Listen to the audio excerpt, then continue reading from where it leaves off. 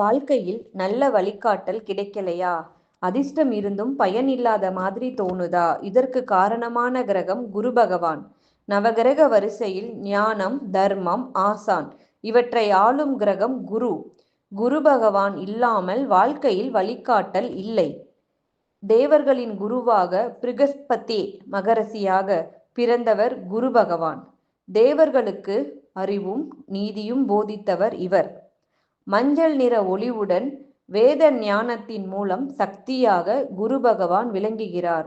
ஜோதிடத்தின் குரு ஞானம், கல்வி, குழந்தை பாக்கியம், திருமணம், செல்வம் மற்றும் நல்ல அதிர்ஷ்டத்தை குறிக்கிறார்.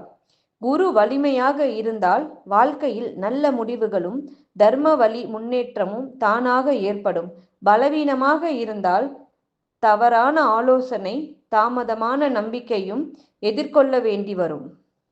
வியாழக்கிழமையில் இந்த மந்திரத்தை உச்சரித்தால் ஓம் பிருகஸ்பதயே நம.